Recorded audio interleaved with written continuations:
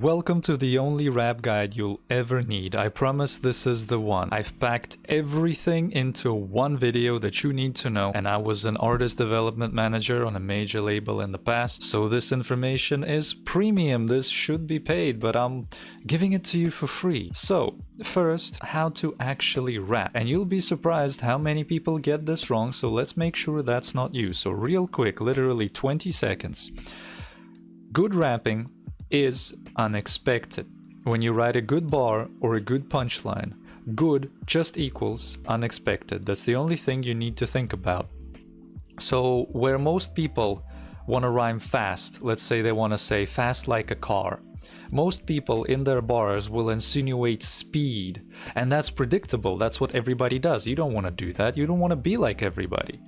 You want to say fast like Ramadan, because people fast on Ramadan, or something like that.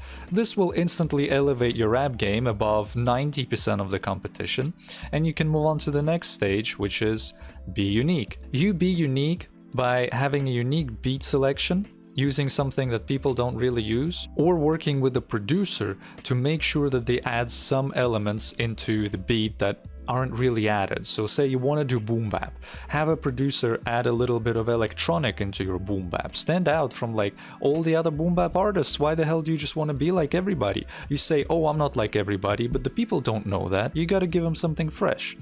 And finally, fresh flow and delivery. So if everybody flows a certain way on your beats, just change up the flow in a different way. This is why these British kids are popping so much right now, because they're genuinely experimenting with the sound, and that is exciting. The people want something fresh. The people always want something new. And they fuck with the UK sound right now, because that's what the UK sound provides. So now on to the important stuff. Now you know how to rap. Now we do the hard shit, okay? The hard shit is first figuring out, okay, in this sea of people, in these 12 million accounts, active accounts on Spotify that are posting music almost every day, you need to stand out in some way. And you start by first figuring out who you are or who you want to be. Now, there are different personality wheels for branding and branding well. This is a good wheel. In my private coaching, I use a bit of a different wheel, but this is a good wheel to get started. So first you take a look at this, and you find one that matches you. So first look at the inner wheel, okay? What's your real goal with your music? Do you want to leave a legacy? Do you just want to pursue a connection?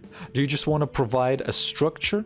Or do you want to like explore spirituality and explore these deeper layers of the psyche, right?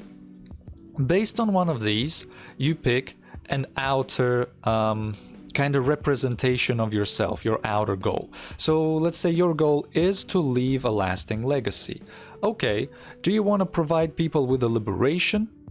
Do you want to provide people with a feeling of power? Do you want to provide people with some mastery, maybe some knowledge on how to live life, right? Well, if you want to say do mastery, then the hero is the perfect brand archetype for you. And the hero is, for example, Nipsey Hussle. Nipsey was a hero. He was giving blueprints and motivation on how to like hustle and grind and do this, and he left a legacy. That was his whole thing. So let's say you want to just pursue a connection, right? You can go for intimacy and be a lover, which is something like a lot of R&B artists, right? They kind of push the love aesthetic and the love message.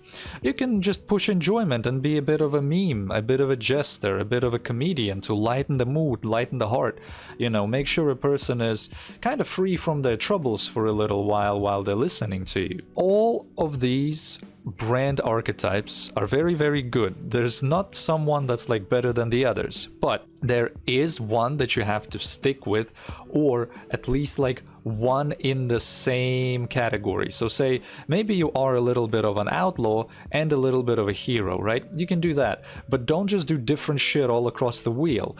Being off-brand, doing shit that is not your character, and I'm gonna use the word character very carefully, right? You don't need to be someone you're not. You need to be yourself. But in a multifaceted personality that you are, people only remember one or two things about you. And so you really need to show them one or two things, otherwise people will get confused confused. If today you're an outlaw and tomorrow you're a ruler, people aren't gonna fuck with you because they come for one personality, and the moment you start showing the other, they're gonna lose the connection and they're gonna fucking dip.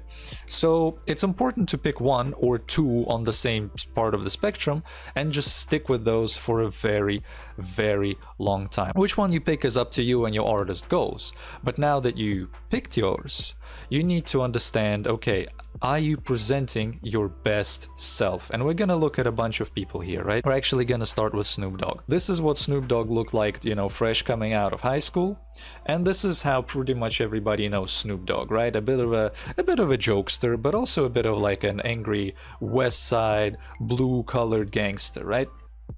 So with Snoop Dogg in particular, or with any artist really, the before and the after comes in the shape of what's called artist development. And I was an artist development manager in the past, so like this is what I'm best at, okay? You get from point A to point B by spending hours and hours developing your brand and really thinking about it. So you don't just go from this to this because you decided, okay, I'm gonna be like a West Coast gangster. No. What you do is you take all the little bits and pieces of your personality and you literally just write them down, okay? So I am, make a few I am statements, okay? I am a loner, I am smart, I am kind of funny, you know? You make a few of those, and then you try to work it into a coherent personality like the second picture over here. And of course you buy your fashion and you work on your aesthetic. This is really difficult to do alone, but just ask me questions, I can help you out if you need, okay? So let's take a look at a few others. This is Shanine Blake. You've probably seen her around Instagram, and I have a very, very quick question for you. If you see either of these two on social media, there's a nice girl playing guitar, or you have this like super hippie, which one are you more likely to pay attention to, and which one are you more likely to actually click on? The easy, obvious answer is B. The only reason people press A is because, like, due to personal preference, this is a niche taste. Most normal girls look like this, okay? They don't stand out from each other in a sea of people trying to make content. But when Shanine Blake looks like this, she does stand out, and she stands out really, really, really well, which is kind of part of the point of this. If you really think about this on Snoop Dogg again, this is just a normal guy, right? It's just an average dude from somewhere. You can see a ton of these out on the street, especially in the nicer parts of town. He looks very nice here. But then he starts to stand out, you know? He takes on this West Side gangster aesthetic. Now, I'm not gonna dive into like whether I think the aesthetic is real or not. I don't care. What I care about is it does the job, okay? And we all know Snoop Dogg like this. And we all see Shanine Blake on Instagram and we're like, holy shit, what is this, you know? It draws the eye in a way that you want to draw the eye, because you're literally competing with like 12 million other people for attention. So anything that can get you attention, like look, she has crazy hair, right? She has a crazy super revealing outfit. She has weird like arm rings and accessories that people don't normally wear. She has glitter and painting on her face. She has like, I'm pretty sure this is like a little tail, right? She is wearing things, compared to here where she's just wearing a shirt. She is wearing things knowing that she needs to get attention.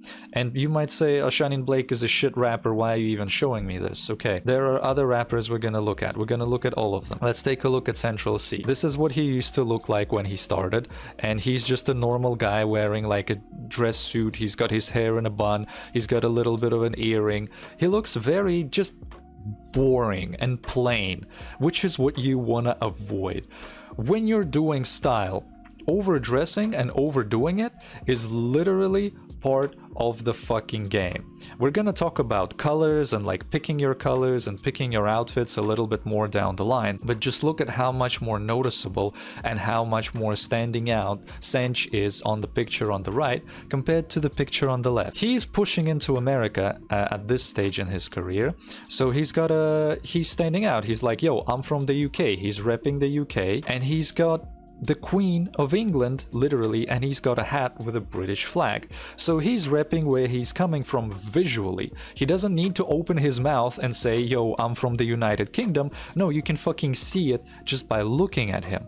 He's got these unnecessary rings, right? You don't need to wear rings that say Can't Rush, which is his album name at the time, right? You don't need that, which is why it draws more attention and which is why this is what you want. Not to mention, he's color coordinated very, very, very well. The kind of cream beige off-white puffer goes really well with the rose gold chains, the rose gold rings, and even the British hat in its colors just fits into the aesthetic here so nicely. There's nothing that really says uncanny valley. There's nothing wrong. There are no mistakes in this image, and this is why it's so fucking pleasant to look at. And again, I don't care if you like or dislike Central C. I'm giving you a good example of what you can and are pretty much supposed to look like to make sure that when you are seen by people in your content, in your music videos, in your interviews, that you actually get the attention of the person enough for them to become interested in you and to start exploring your personality a bit more. Visuals are how you connect with the audience. Your first impression is the most important impression and you don't want to fuck it up, okay? Let's take a look at another. We got Molly Santana, right? This is pretty much what she used to look like, and this is kind of what she went to. We have her iconic black grills at this point that she's using as inspiration from like ancient Japan where black teeth were a thing, right? And she's starting to color her hair a lot more. So we're seeing Molly Santana with lots of different and crazy hair colors, which again, she's popping, she's standing out. Over here, where she looks like a nice average girl, she, you know, looks okay, got nothing bad to say, but in this picture here, she's looking a lot more like a star. She's got the star power and she's attracting the eyeballs. She looks like a real artist. Look, man, pink hair. Not normal people really have pink hair, okay? Black grills. Very cool idea on Molly's part. People rock grills, but they haven't really been doing black grills up until this point. So she's unique. She's standing out. Look, her colors are matched well again. Blacks, whites, and different shades of pink. Perfectly color matched, color theory on point, looking like a star, looking like a real and proper artist and not just some random chick of the street that decided to rap. Let's look at a few others. This is literally what Pop Smoke used to look like before his stylists and his artist development managers did work on him, okay? So we used to have just a kid completely mismatched. He's already got like the beginnings of the Pop Smoke style, right? With the glasses here, they're kind of similar. But he's just a kid in completely mismatched clothes, probably on his way to like play some basketball after school or doing whatever school kids do. And he's already got some of the Pop Smoke look. He's already got some of the Pop Smoke DNA, but the hair is really boring here. The hair is just, you know, average normal hair, unkempt and weird, compared to his awesome iconic braids going down the side like this. Like, nobody really had Pop Smoke braids until Pop Smoke came out with these braids. So whoever was styling Pop Smoke at the time really did a good job on the hair to make sure that nobody else has this specific hair. And look how recognizable it is. And by the way, for the record, back when Pop Smoke just started coming up, I thought this hair was stupid, right? I thought it was actually dumb. But over time it grew on me and I understand the value of just standing out and drawing attention. As an artist, you are a walking billboard. Okay, you don't have to agree with me, but you are a walking billboard, and attention is your money. Like, your attention score literally translates into your money. So you want to maximize what you're doing. Really, look at all these fat chains. No normal person needs this many fat chains. And I know I'm one to talk, but I'm doing this on purpose, okay? I'm doing the same thing I'm talking about.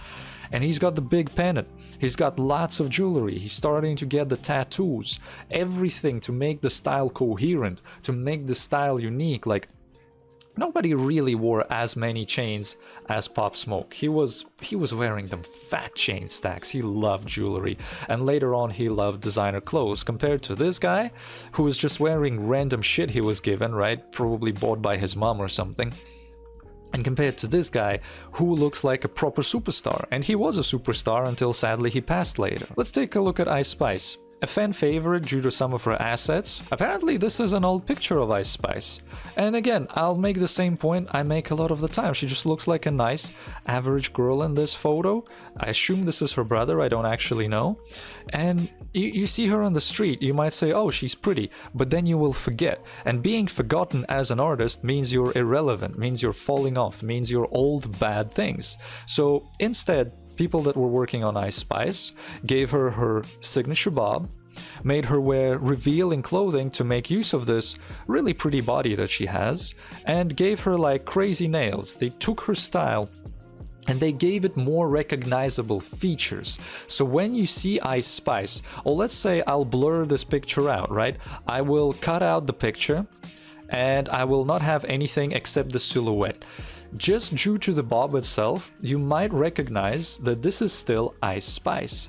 Due to how revealing her clothes are, she's making use of everything she has. This is good.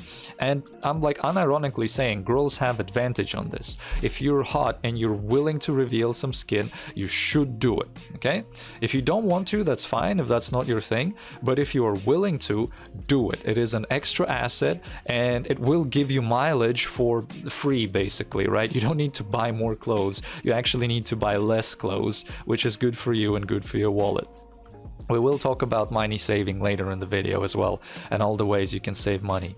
But the last person I want to put here is Tupac, because a lot of you might say, I know a lot of you commentators are fucking retarded, and they will be saying that you know, Central C isn't a real rapper, Shanin Blake isn't a real rapper. Okay guys, here's Tupac, okay? He used to look really, really nice and really, really middle class and really, really art kid, until he started looking like Tupac in a lot of signature black colors, a lot of signature jewelry, tattoos, of course the signature bald head. What I'm saying is, even Tupac went through artist development to start looking from this to this into the gangster persona that we know, and he was developed into this. You don't go from this to this in a day, all right? It takes weeks and weeks of artist development and style, and people on a label usually working with you. But the good news is you can do it yourself. So even if Tupac had it done, you should fucking get it done, okay? And don't give me your shitty little excuses about,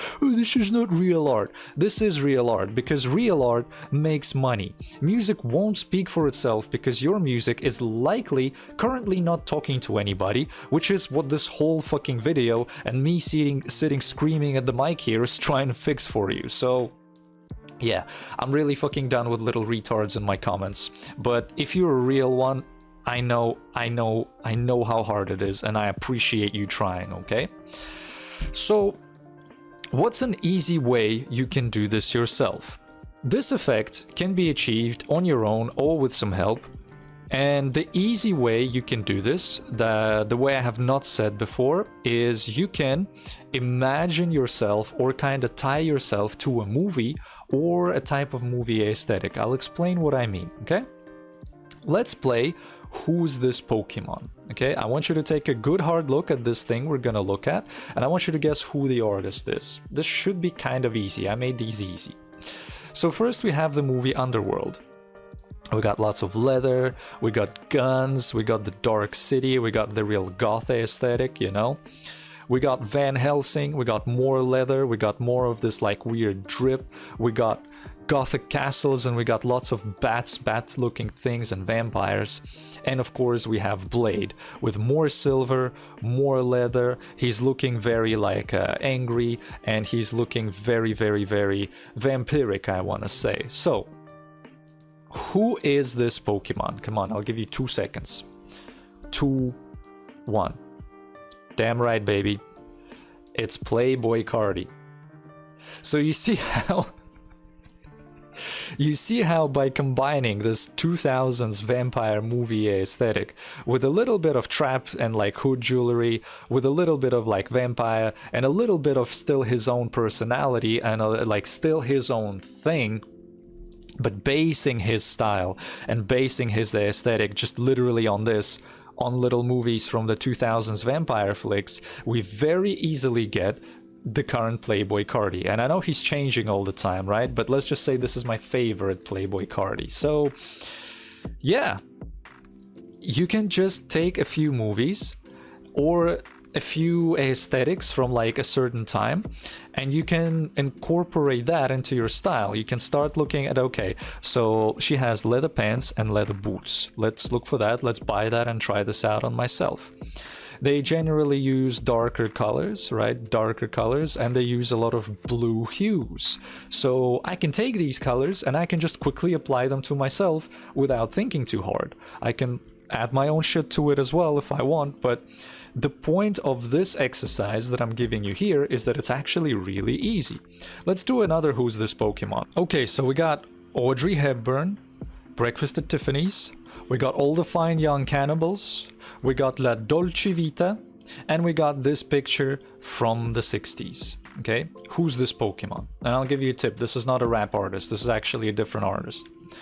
Okay, just look at this really, really hard and make your best guess. I'll give you literally 2 more seconds. Okay, so 1 and 2. Sabrina Carpenter, baby. That's right. Just by looking at a lot of these movie posters and a lot of these images, a lot of people would have thought about Sabrina Carpenter because that's the aesthetic she's rocking. That's the aesthetic she's owning, and that's the aesthetic she's making herself known for. The team at Sabrina Carpenter's team is not stupid. They know exactly what they're doing, and you need to steal this effect and do this for yourself. So you might say, okay, what if I'm just a hood guy? Okay, I don't want to base my aesthetic on movies. That's kind of cringe. I'm just a hood guy. I'm hard. I'm gangster. Okay, base your aesthetic on music videos. So there are probably some music videos from your area that you can draw a lot of inspiration from.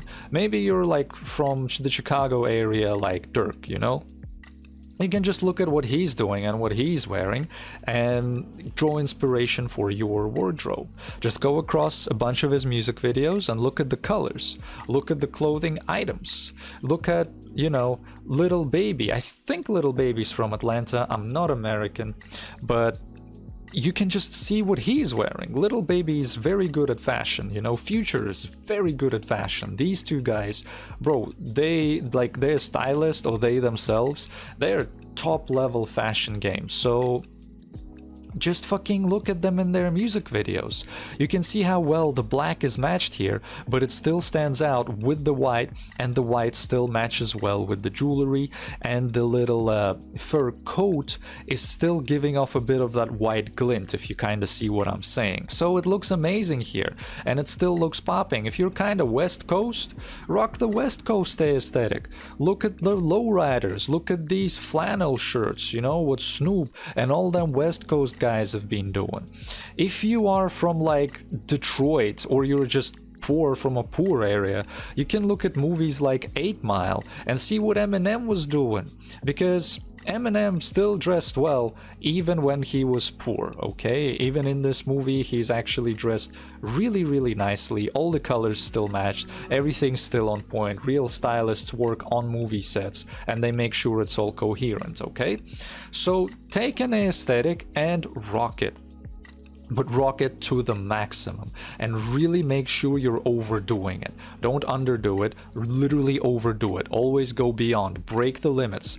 Fashion and music are tied so closely together, and breaking limits in music by sounding unique, and breaking limits in fashion by wearing shit that normal people shouldn't be wearing, or combining shit that shouldn't be combined, is how you stand out visually, and you are also appreciated as a fashion icon, and people are very happy to keep up with you. So, based on everything we just seen, let's talk a little bit about color.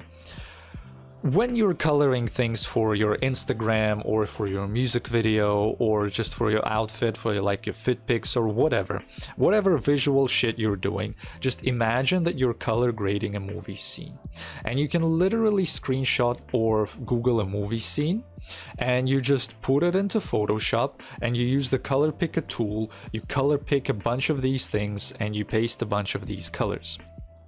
So let's say you're doing an album rollout, right? And your album is like really cold. It's all about being cold. Well, you can take an image like this, and you can get a bunch of these blues, and now you know what colors to fucking buy and wear, and you know how to color grade and what filters to use, and you know what locations to kind of pick, because these are the colors you're gonna be using, right?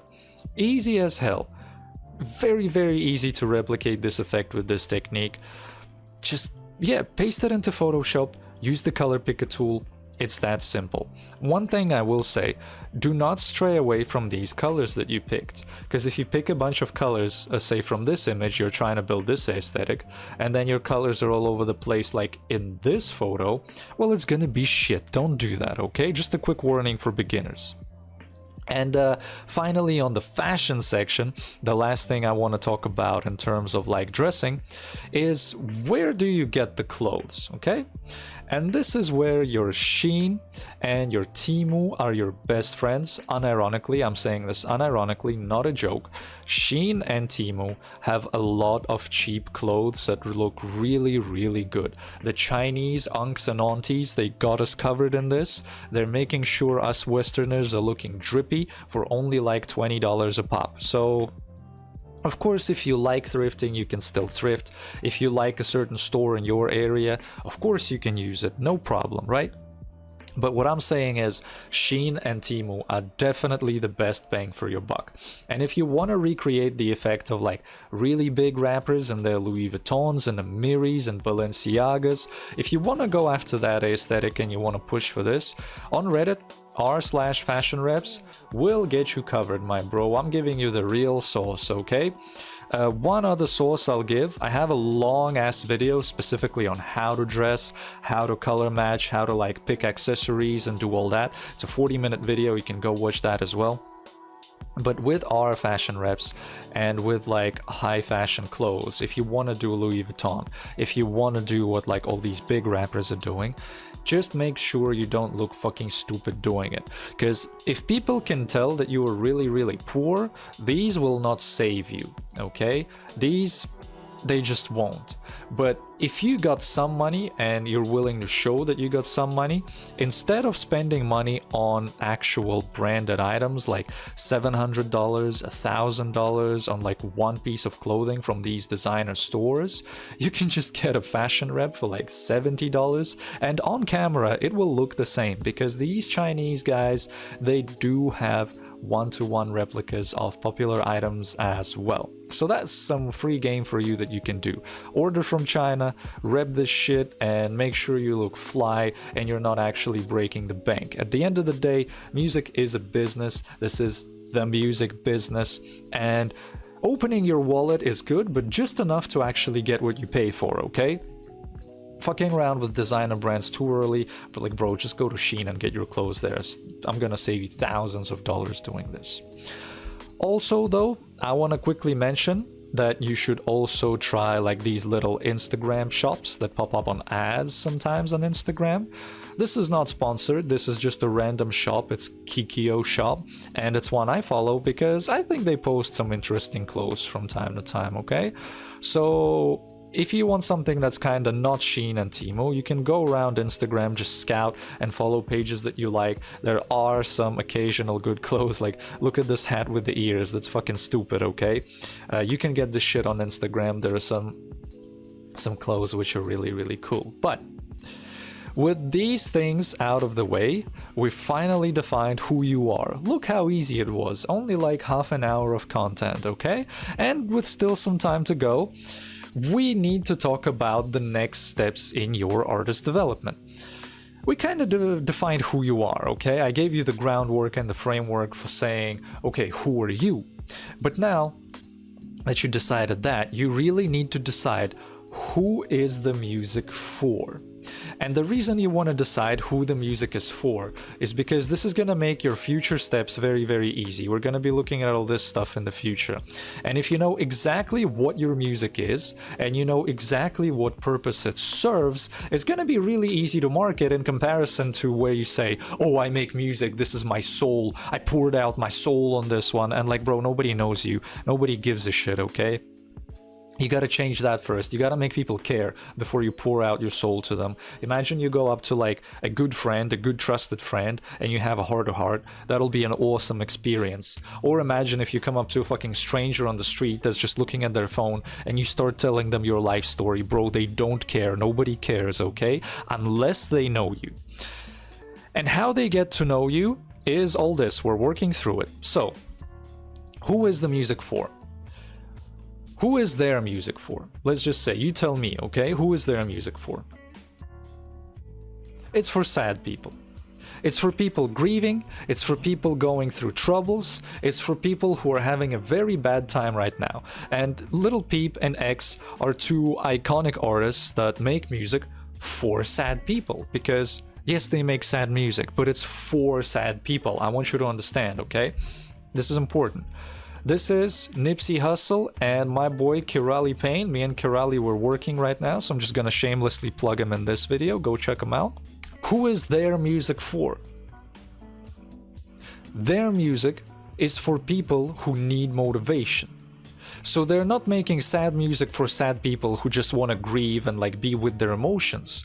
They are making music for people who want to hustle. They're making music for people who want to change their situation in life. They're making music for entrepreneurs who are trying to make something of themselves, right? Essentially, they make motivational music. But who is the motivational music for? It's for people who are trying to get motivated. Understand this, okay? And you can do with more. Sabrina Carpenter, I'm using her again. I know she's not a rap artist, but she's making music for girls. She's making music for women, okay? King Von, who is he making music for? Was. He is now gone, okay? He's making music, A, for the streets, B, for the gym, C, maybe for driving, but like aggressive driving, D, maybe for doing drills. If you're about to go out and do something dangerous, listening to some King Von is about perfect, okay? So his music has a purpose. And let's take a look at Lyth, or Lethe, however you want to say it, okay? If you heard him, you know him. His music is literally for people driving at night. You can be this specific, okay? This guy's music is for people driving at night. It's perfect to chuck on in the car and it's dark and the city lights are on and you're there just driving, thinking about your life, or just vibing, going somewhere, okay? So for all the big artists, ultimately their music serves a purpose. And this plays off the basic fucking business rule of supply and demand. Because if you have supply, but if you have no demand, your supply is just gonna sit there and nobody's gonna want it. But if you have demand, it's really easy to just supply it and then people are gonna give you money because they want something from you, okay? There is demand for every type of music. There is demand for sad music. There is demand for hype music. There's demand for motivational music. There's demand for girly music. There's demand for literally any genre you can think of. There is demand for it, but you need to define right now very clearly who is about to actually want your music. For real. I don't want you to say at this stage, like little children will say, oh, but people should care about me. They're supposed to care about me. They're not supposed to care about you. Okay? This is a cold game. It's a cold world. Nobody gives a fuck unless you make them give a fuck. And after you make them give a fuck, they will be your hardcore fans, they will vibe with you, they will listen to anything you make, okay? This comes after you've built a name for yourself. This comes after you've branded yourself and defined your target audience, not before. Not before. So, why is this important? Again, well, when you decide who your music is for and the type of people that are supposed to want to listen to it, the only next question is, where do I find them? Okay?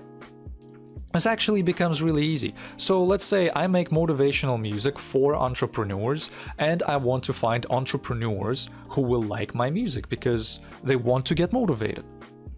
Where do I find them? Well, naturally, on Instagram, on TikTok, and on YouTube, as in like short form content. They're probably consuming content about entrepreneurship.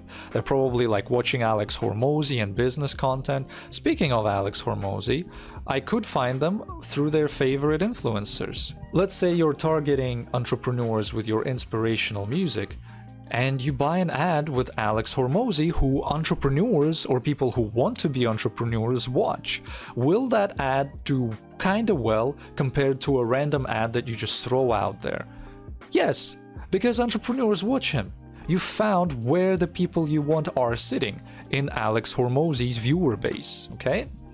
So of course there is short form content that you can make.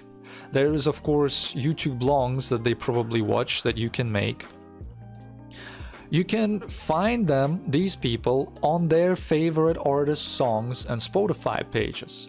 So let's say they're listening to Nipsey Hussle. Of course, Nipsey's passed now, but they're listening to Nipsey Hussle, and you make inspirational music as well. Your fucking number one priority in your brain, easiest fucking game, should be to buy a feature with Nipsey Hussle, right? Again, I know he's gone at this point, but you know what I'm saying. Because if you buy a feature with him, you will be on a song speaking to the people that you're trying to find. Do you see why we were doing this whole part? Okay, so we were doing this whole part to make sure that once these people see you, they will actually stick with you and give you a chance. And then we did this part so you understand who the people are. And now we're on this part, we're just trying to find where they are. Look how easy this is becoming. So I could also find them listening to Spotify playlists based on their mood, and I can put my music on these playlists with hopefully those people listening to it. Can I find these people on SoundCloud? I put SoundCloud here as like an example of sometimes SoundCloud is very good, and some people love finding new music on SoundCloud. It has its own fan base. But let's say we are doing this music for entrepreneurs. Are they likely to be on SoundCloud? Well, no. Probably not. They're probably listening on Spotify and Apple Music and that, okay? Do you understand what I mean? So we're not gonna waste time on SoundCloud in this case. But if you are making music, say sad music for sad people, then SoundCloud can be extremely powerful for you, right? And people like Alex Hormozi will be useless for you. Do you understand what I'm saying? You can find these people in their video games. You can find these people in their TV shows that they watch. And I have a video on sync and how to like sync and do placements, right? You can find them on their Instagram and their TikTok and YouTube, but you can find them without them asking for it, which is ads.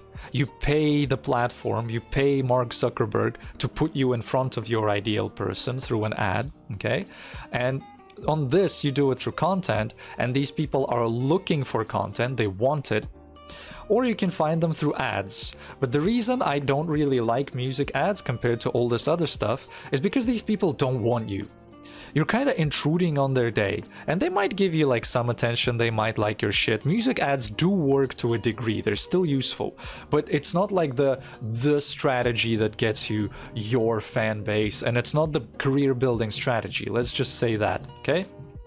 It's also, of course, expensive, because you need to put your money up front, where a lot of these things you can do on your own for free. And of course you can find a lot of these people that we're looking for in certain fandoms and communities, Discords and Reddits. So let's go back to our entrepreneurship example. Well, they're probably gonna be in like business Discords. They're probably gonna be in like maybe Iman Gaji's school, or he does WAP, right? Maybe they're gonna be in a few of these entrepreneurial school communities that you can go and you can connect with. Maybe they're gonna be in a few of these business and marketing Reddits, all right? Compared to, let's say you're doing music for weebs, let's say you're doing anime music for weebs, well then suddenly they could be in like the One Piece fandom, they could be in the Attack on Titan fandom, right? They could be in the High School DxD fandom. They could be in a lot of different places compared to where entrepreneurial people would be. And this is the reason I'm giving you this lesson. Depending on your music and who it's for, you're looking for different people and they will be in slightly different places. But overall, it still comes down to knowing each platform specifics and advantages/disadvantages. So in other words, you want to see how do we use this platform to make it recommend us to our ideal viewer/listener. YouTube longs will have different rules to YouTube shorts. Instagram Reels is slightly different to TikTok, and I want to put Facebook here because an artist I'm working with, Violent Vicky, she's actually finding a lot of success with short form content on Facebook, which has a slightly older audience. So these are guys like 40, 50-year-olds. They are there on Facebook checking out her content and it's doing well. It's going kind of viral. So you never really know until you know. And like I said, these platforms, they will have slightly different approaches, and which ones you pick and which ones you do will kind of depend on who your ideal music is, and it will kind of depend on who you are, as well as a bunch of other factors. Like, you gotta try out all the things. I am in favor of trying out all things and just seeing which ones work for you, because if they do, you keep doing more of that. This doesn't need to be complicated. Okay. One thing I want to touch on before we hit this crossroads, because there will be a crossroads in your career where you need to decide for yourself. Are you going to lean more heavily on paid advertising, like throwing money at the problem? Or do you not have money and you want to lean on content creation and you want to lean on free content, essentially, okay? But before we come to this point and what to do, I want to quickly take a look at who can help us. Because you don't need to do this alone, and frankly, you should not walk this massive road alone. You should get all the help you can get, because being an artist is a big fucking job. You need to wear lots of hats, and any help you can get is very, very useful, because the less work you do, the more time you have to spend on like the important work, making the music videos, doing the content. So, first and foremost, your friends can help you. They can shoot your content, you can come to like shoots and flex with you in the background if you need this sort of thing. They can drive the car while you film in the car. Maybe you have friends that are like engineers and they'll do you at a discounted rate or even for free. Maybe you have friends that are producers and they will give you their beats for free. They'll let you use them, and unless they blow up, they won't demand payment, okay? So friends are first and foremost and very important. There's a bunch of ways you can ask for help, and you should, okay? Ask for help at any stage of the way without demanding help, and of course without being annoying, because you don't want your friends to fuck off. Next is producers can help. When you're chasing that unique sound, producers can really help you out in a way that nobody else can, because they can add different elements to your type beats. They can add new and fresh elements to the sound. Working together with a producer is really, really, really important. And also working with bigger producers gets you like further into the industry. I have a big like 40-minute autistic video about networking and making connections in the music industry, which you should also watch. But this is like, say you collaborate with a producer and you look up, okay, so you make like music similar to NBA Youngboy. You can go on his Genius and you can look at who produced for him, and you can say, okay, so this is JB Sauced Up. And you can look on YouTube for JB Sauced Up, and JB has a YouTube channel, and JB has a school, and JB has like loops that he sends out, weeklies, that these are like 3 ways that you can connect with a producer that's producing for NBA Youngboy. Do you hear what I'm saying? So you can either reach out and you can work out some sort of deal with them, or you can just straight pay him for beats, for literally industry leading beats that people like NBA Youngboy use. Naturally, they're gonna be very high quality. This guy's beats are fire. I checked them out 100%. And you can connect with him. You can just do it. You don't need to sit there and do this alone, okay? Another type of person that can help you a lot is songwriters, because one thing I will tell you, and one thing Sebastian from Viral Vision will tell you, shout out Seb, I know a lot of you guys that watch me also watch Viral Vision, and one thing me and him will say, and we have in common, is that we really believe that 80% of success outside of branding, outside of the artists themselves, is the song. So if you work with a songwriter, you can elevate your song like 9 or 10 times in terms of raw quality. You can elevate your punchlines, you can elevate your messages and your themes. Because songwriters, what a lot of people imagine when I say songwriter, is they imagine a ghostwriter. So somebody wrote your song for you and now you're sitting there performing it saying it's yours. That's not what I'm saying. A good songwriter is kind of like an editor. You can give your song to a songwriter and ask for reviews and ask for suggested changes. And they will look at what you have and they will suggest a bunch of shit. And if it's a good songwriter, a lot of these suggestions will be very, very good. They will write better punchlines, they will write better messages, they will write better like rhythms, and they will suggest structures like different ways to bounce on the beat, which you can use. And you can credit them as the songwriter. You don't have to say you came up with it, bro. You can just, openly credit that this song was a team effort. But at the end of the day, what you want is a better song. And you can like buy complete songs from them if you want, You can ask for help on songs, and you can ask to revise your songs. So if you're not sure if your song is good or not, just hit up a songwriter and just ask for help, right? So for example, you can also look at these big songwriters and start making industry connections.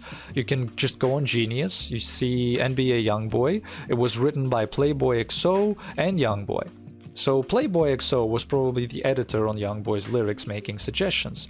And you can just click on his Genius profile. You can go find his social media through his Genius, and you can just connect with this guy. You can connect with an industry-leading expert working with NBA Youngboy. You can just hit him up and see what's up. You can work with these people. Improving your team is like the #1 way to improve your fucking game, because working with people who are already good is how you get better. It's just so fucking easy. It's literally a no-brainer, okay? Another type of person you can work with, and I don't recommend these guys early on, but I do recommend these guys like overall. If you're a bit of a more advanced artist, definitely look at good reputable engineers and studio owners. So let's say you live in like LA, right? There will be a bunch of famous studios where a bunch of important people go to record. And coming in there and getting to know the engineers and owners that work at these studios will give you a lot of brownie points on like industry credibility, because let's say this is Jason Goldberg. He mixes and masters for a lot of famous people, including NBA and Youngboy, okay? If your song is mixed and mastered by Jason Goldberg, and you're trying to approach labels with like a pitch on them, like, giving you a deal, talking about signing, you say, oh, my music's mixed and mastered by Jason Goldberg, and they will say, what the fuck? Really? Okay? That's a lot of credibility when you're talking to people inside the industry, which is also important. You can't forget about that, okay? So best engineers that do accept other clients is the fastest way to get like credibility and cosigns. So let's say you even meet NBA Youngboy somehow, okay, and you tell him, oh bro, yo Jason Goldberg, yeah, he mixes and masters my music as well, and NBA Youngboy will say, oh holy shit, yeah, mine too, wow, nice. You get some brownie points with NBA Youngboy. Fucking sick. Another type of person that is really, really important, but I don't really recommend them, and I'll say why, okay, is videographers. A good videographer can literally make your fucking career like Trife did for 6ix9ine, okay? The old 6ix9ine, before the rainbow hair, his entire fucking career was made by his videographer. Those music videos were fucking amazing, and they were just insane. Like 6ix9ine's early work before the blow up, before the rainbow hair, holy shit. I love them so much. So a good videographer can be very, very helpful. The thing people mistake videographers for is they will like hire a videographer that's just available, they know how to use the camera essentially, and they will pay them lots of money and they will not get many results. When you look for a videographer, don't just look for a guy that can use a camera, okay? I'm begging you. Look for a guy that can make interesting videos. So if you're doing short form, ask for his portfolio. If you're doing long form, ask for his portfolio and take a look. Is what he's making an actual art piece that's worth looking at, or is he just semi-good and has a big camera, okay? Option B, bad. Option A, good. Videographers that can build a universe, that can build a fun, creative music video for you, they're amazing and they're worth every penny. Videographers that just have a big camera, they're shit, don't do them, okay? Another type of person that you can and should connect with that will help you if you become friends are artists around your level, okay? So other artists and building a network with other artists around the same as you, even if they have 0 monthly listeners. If you're starting from 0, this advice still stands and it's still very, very important. They will bring you up if they start coming up. right? If you're genuine friends with these other artists, they start coming up, you're on a few features with them, you're on some content with them, they will help you out, bro. They'll pull you up. Friends in the music industry is the number one most important thing. So collaborate with people, be open to collabs, right? Even if they're just like a little bit bigger than you. You're not gonna leech off of their name the same way as if you bought a big feature, but you will build this network of people. You will build this network of community. You will build this network of friends that are all grinding together and helping each other out. This will be your tribe. And having people like these that you can just talk about music with is so big for you. Oh my god, it's huge. Speaking of, the worst thing you can do, but it does work for some people, which is why I'm mentioning it, is you can join these Discords and these Reddits with other small artists. Now, the reason it's ass is that these are mostly just full of school kids that are not serious, okay? These are mostly just full of people that are like dipping their toes, they're dabbling in music, they're not serious. So a lot of interactions you have here will be quite worthless and quite garbage. But the reason I'm still putting it is because I know people, some people in the underground, some people in the other areas where they have found meaningful connections and success on Discord and Reddit. And a personal recommendation from me, and this is huge and this is one people never think about, is personal assistants. Bro, you can hire a personal assistant on Fiverr for like $200 and they will like post your content. They will do any boring shit that you don't want to do. Let's say you're doing content, right? We're gonna take a look at this in a second. But let's say you're doing Instagram, TikTok, YouTube, and Facebook. Let's say you're posting twice a day. That is like 8 different, I'm bad at maths, that is like 8 different places you're supposed to post. You're posting like 8 times a day. Why would you put yourself through this boring mental torture if you can pay someone else to go through this boring mental torture and they will help you out? I use a personal assistant. They're pretty great. It's fucking awesome. And this is something that people, it just skips their minds, that you can offload a lot of your boring, meaningless work that still needs doing into somebody who's happy to do it for a few bucks, okay? So think about personal assistants. Absolute huge value investment. Okay. It's time to get back to making the most important decision of your life. Which way are you gonna go, brother? Content creation and the free path, or paid advertising and the paid path? So quickly about the advantages and disadvantages of each of the things you can do, okay? So ideally you should be doing both, but paid advertising lets you lean on your money more, and then this is definitely the faster route. You can buy more features, you can buy more ads. We'll take a look at it in more detail. And it needs less time from you. Music is a very time-consuming business. It is just a lot that needs doing, and offloading a lot of the effort onto your money is fucking awesome. I love it, okay? But content creation means you are paying with your time and you are not using your money, hopefully, okay? You can use a little bit to make better content, but ultimately you're not using as much as you would have as you were doing paid ads and like collabs and all that. So in terms of raw potential, they are the same. Content creation can carry your ass. Paid advertising can carry your ass. They're the same. It just comes down to what you have and what you're willing and want to do, okay? With content creation, it is not very complicated in principle, but it takes a long ass time to figure it out and to make it work. I want to give you the basic framework for making content to promote your music and what makes it good compared to what makes it bad, so you don't waste your time, okay? So, of course, for content, you're aiming at shorts. It's the biggest exposure. And you want Facebook, Instagram, TikTok, and YouTube. You want to post to all 4. You just make one content piece and you post it to all 4 because you never know which one's gonna do better. And the game is, of course, to please everybody's favorite, in quotation marks, the algorithm, okay? The algorithm itself is not some magical machine that does random shit. The algorithm is very simple and it's very easy to be in good graces with it. You have a click/stay rate. So if your user clicks on a video on YouTube, or if you're scrolling and you stay on a video on like Instagram, okay? And having a high click stay rate means a lot of people want to watch your videos, they're interested in it. And of course, there is the watch time. Watch time is how many people watch your video until the end. It's also called completion rate. So if you have a high rate of people clicking or staying on your video, and you have a high rate of people watching your video till the end, you will get a lot of impressions and you will do well in the algorithm. It's conceptually that simple. It's not complicated, okay?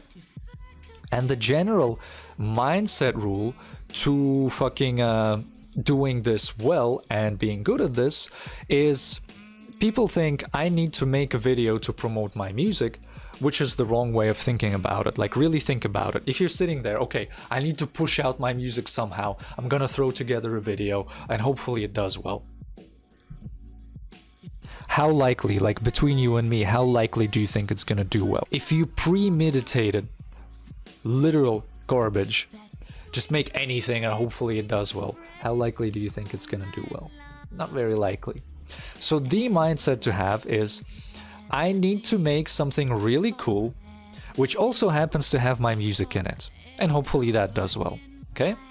With this mindset, it is very likely to do well, because now you're being a little bit of a content creator. You're not being a little bit of a pussy, just saying, I need to make something, okay? You're saying, okay, I need to make something cool. And that flips the game just upside down. Hopefully, when you try to make something cool, that gives you ideas on what to actually make. Because at the end of the day, you're the creator, you're the artist, and it's your power and your responsibility to deliver something awesome. Hopefully something that isn't being done much. And people listen to me whenever I talk about content. People listen to me and they say, so what content do I make? Like, cunt, I'm telling you, this is not how you should be thinking, okay? I'm gonna give you a bunch of examples that you could make, and I'm gonna tell you why they do well. But I want the heart and core of your strategy to be, okay, what's something cool I can do? Because if you approach content like that, it's gonna do naturally much better, because now you're making it with the intention of people watching. Why should anybody watch garbage that you just made that you didn't even want to make, okay? And of course, doing this way is torture for yourself. Doing this way is a cool little adventure you go on. Maybe doing it this way, you will have less volume of content and you can't post once a day. That's fine. Always take the coolness route over the volume route. But now on to some examples. So, you can play a DJ set in the gym. Or you can like play your set and your songs in a place that you aren't supposed to be doing DJ sets, right? These do well. You can do the TV type of content where you do the setup in front of the TV and then you like turn to the person and you're basically in a music video, kinda. I'm sure you've seen these around if you've been exploring, okay? These do well. You can do the classic little caption on your video, right? I be holy boppin', this is DC3. DC3 is very big. So classic captions, they still work for some people. You can drip yourself in motherfucking glitter, or you can like wear a crazy costume and just do a lip sync video, or like a vibe video. These do well, okay? You can do just a classic lyric video with a little lip sync. These do well. You can do a different type, like you can do like a horizontal lyric video with the lyrics on a black, right? And you're just lip syncing. These do well. You can do a lyric video that's like horizontal, that's like this guy does it. I think it's Sarisa, okay? These do well. But they won't do well for you. And that's the whole kind of trap of this situation. There's a bunch of shit that does well for everyone else and it won't do well for you. Content has a very, very high barrier to entry, which is your skill gap, okay? When you start doing this, you will be bad. Your content will be boring. you will think that you're shadow banned because people aren't watching. But the reality is, at that point, you're just a beginner, okay? You're a beginner, and at that point, you're just bad. It takes a long time to become good. It takes a long time for any content to start doing well because you develop your skill as a content creator. The average time to be good on YouTube, to start getting like any type of views on YouTube, is 2 years. The average time on Instagram and TikTok is shorter, but you still need to make a ton of videos and you still need to practice a lot, which is how you become good and they start doing well over time. Now, I also have some examples on this board of instrumental hooks, but I'm not gonna dive into this right now. Overall, speaking of hooks, right? This is a visual hook. This guy is fully covered in glitter, it's a hook.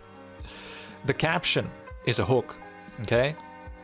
The girl doing a DJ set in the gym with these buff gym bros is a hook. The TV, the setup, is a hook. Being pretty, like Michaela Twiggs, is a hook.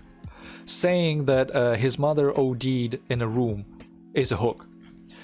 You wanna work different types of hooks into your video, but at the core of it, you still want to just make sure you're making something cool and creative and something that people aren't really doing, okay?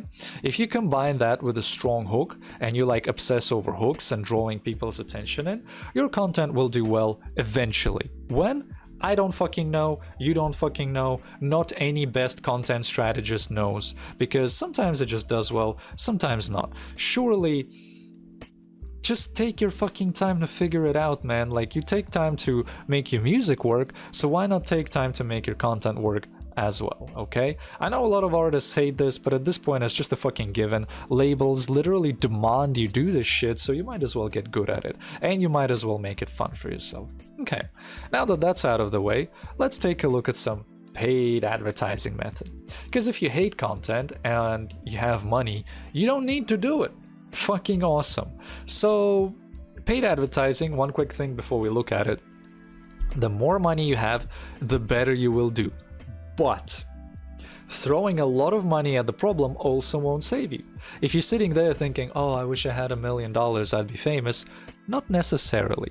This could fail just as much as your content, except you've spent a ton of money trying to make it work. So I do want you to understand that this could fail just as well as anything else that you might be doing.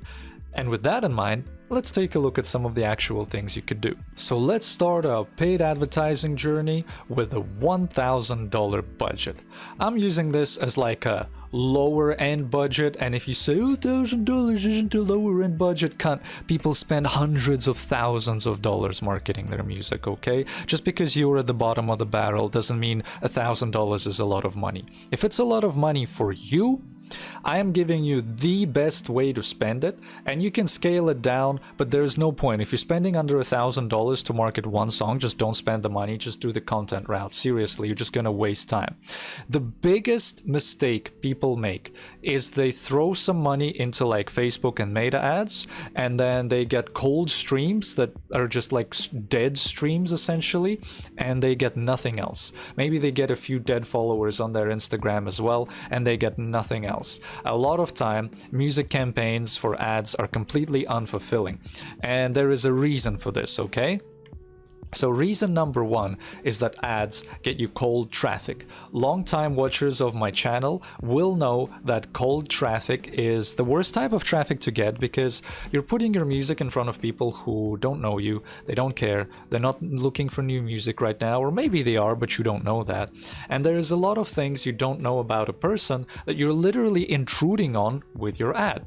So if you're spending smaller budgets, you're actually supposed to not really farm streams in terms of, oh, I hope my song blows up.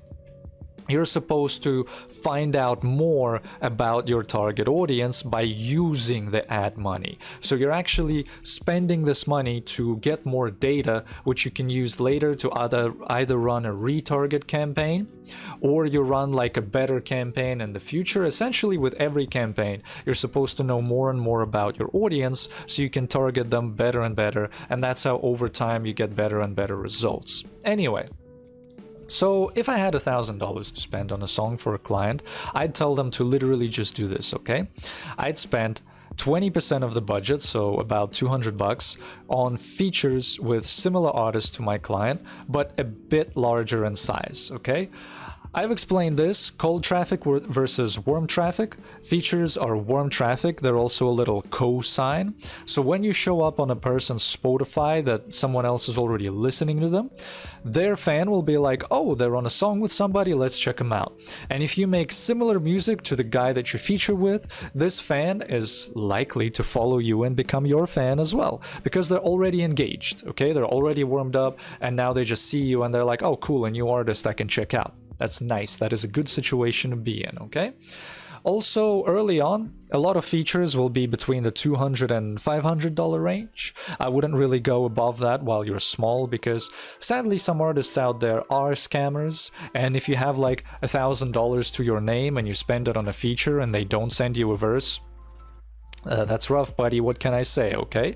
So spend smaller amounts of money to make sure that if you do get scammed, you are kind of cool to lose that money and you'll be like, oh, that sucks, but okay, we move on, okay? Next, I'd spend 40% of the budget, around $400, on ads, specifically Spotify ads and Instagram ads. And you're gonna say, oh, but I just said that ads are shit. There is a way to use ads. You use them in two ways. If you sit there and you run your campaign and you just count, your streams for $400 at a good cost per stream, you might only get, I don't know, like 1,000 streams, maybe 2,000 streams, which is nothing. But if you run ads, you have a chance of triggering the Spotify algorithm, okay? Because if you have people listening to your song, adding your song, vibing with your song, Spotify might trigger Discover Weekly. Spotify might trigger their other algorithmic shit that they will actually recommend your song to your users because your song is, growing in popularity score because you're running ads on it. And so since it's growing in popularity score, Spotify will promote it to their users and do a lot of the real heavy lifting. Okay, so the reason you use ads is you're not like buying streams, you're actually gambling. And the gamble is to trigger Spotify and try to make it promote your music further than your budget is already doing. Okay, so ads are still essential, you still gotta do it, but you gotta know why you're doing it. After that, I'd spend 20%, so another $200 on like SubmitHub and playlist pitching. Playlists are another gamble. Sometimes they work, sometimes they don't. But there are artists for whom SubmitHub works, and which is why I always include SubmitHub in like a basic bare bones strategy, because while you're testing and while you're trying to figure out what works and what doesn't, you want to include SubmitHub on your campaign roster at least a few times for at least a few songs. Because if you spend 5 songs worth of money on SubmitHub and they kind of work for you, then you just keep buying SubmitHub. If you spend like 10 worth songs on SubmitHub, well, maybe for a while don't buy SubmitHub. You feel what I'm saying? You gotta know and you gotta test and see if it works for you, but not one time. You gotta do it like 10 times before you know if it works. Music marketing is a fucking pain. Literally any marketing is a fucking pain, but if you're branded well, if you did all these steps well, you are more likely to see good returns on your thing than if you were just a random ass, not branded, not packaged, no name that is just, spending money on ads. In that case, you're literally giving your money to fucking Mark Zuckerberg. You may as well just walk up and hand it over to him, okay? But if you did this well, and if you're doing this with the right objectives of actually testing and seeing which money works and which doesn't, then you're playing it smart. And this is how you know what to do later, okay? And the final 20% of $1,000 I'd actually spend on testing influencer marketing. I'd just go to TikTok, I'd pay a bunch of pretty girls to lip sync to the video, or I'd pay depends on the song, I might pay a bunch of other influencers to do content with this. And what I'm seeing is, can this go viral? I'm not saying, okay, I'm gonna give you $200, make it go viral. I'm saying, okay, does this have potential to go viral? And so with spending small budgets, all you're really seeing is the feedback. With ads, all you're really seeing is, okay, what's my cost per click? Okay, what's my cost per stream? With Submit Hub, you're really seeing, okay, is Submit Hub actually something I should be investing into long term? Does it actually give me anything? And what it gives me, is it worth the money I'm paying? Okay? With features, you're getting cosigns. You're getting ingrained into an artist community with people who already have an engaged follower base and an engaged listener base. And with influencer marketing, you're seeing, okay, so this influencer on average gets 30,000 views per video. They make a video with my song. Does it get 2,000 views? Does it get 30,000 views? Or does it magically get 300,000 views? Okay, you gotta see and you gotta track the stats, because if you give these money to influencers and they lip sync with your song and the content doesn't perform well compared to their usual average, so say they average like 30k, right? If they average like 30k views, but your song equals they got 2k views, that means your song is either shit and you shouldn't promote it, or it means that you didn't get the right influencers. So you go to different influencers with the same song if you got more money, and you test again. And let's say their average is 30k views and your song does whoa, I'm getting tired. Your song does 15k views with them, okay? That means your song is pretty good and those influencers were the wrong influencers. But if you go to new influencers and your song still fucking flops, that means your song is shit and you shouldn't promote it, okay? That's how you know. And literally, the way to start spending money is just to figure out which of your strategies work and which of your songs work. Because if you spend $1,000 and on influencer marketing you get 2k views, on meta ads you get like let's expand this. On meta ads you get like 50 cents cost per listen, and then let's say with the feature you got, I don't know, just 1k plays just from the feature, okay? 1k. That means your song was shit and you should never spend another dollar promoting it, okay? But let's say you spend this money and you got, so the average influencer views is 30k and your song did like 30k views, okay? And then on meta ads your song got like 30 cents per listen. And then it got, from a feature that you bought, it got 5k listens. That means this is a good song and you should spend more money promoting it. But now you should spend money with the intent of trying to make it go viral. Okay, so you spend it on more ads to trigger the Spotify algorithm. You spend it on more influencers to hopefully the trend catches on and more influencers like that you didn't pay start using your song. You spend it on more playlists to hopefully more people will add it to their personal playlists, and now it will be in the user's personal playlists and people will listen to it and it will spread in like release radar and shit like that because the popularity score went up. Okay, and you can spend it on more features, maybe like a remix version, because people responded well to your original feature and now you have a reason to throw more money at it, and that means the song is good and worth promoting and you could make it go viral just by spending more money. I hope that made sense. This is actually a very complicated topic to talk about because there are a lot of variables and there are a lot of ways to like track your data and track your matrix. But at the end of the day, I'm getting really fucking tired. I'm like literally misspeaking right now. At the end of the day, I hope everything I said makes sense. You need to test your music with budgets before you know whether to put more budgets into it. You need to get good at making content before you know if your content is actually good or bad, and you need to make content with the intention of actually delivering something good and cool to the world, not with the intention of, oh, I need to release something, oh my god, okay, because then it will never work. You need to be branded and packaged really well, which is something I help out best with, okay? This is my area of expertise, so hit me up in the description if you want this, okay?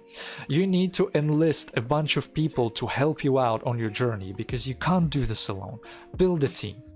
And of course you need to know who the music is for, and of course your actual music needs to be good and unique, because if it's not, there's no point promoting garbage. But if it is, then you have potential in this game and you have what it takes to become huge. With that said, I hope you enjoyed this 1 hour long deep dive. This is all the basics and all the essentials that you need to get started in the game. And if you like this video, you will watch this video next. And if you want help from me, check out the links in the description. I'll help you out.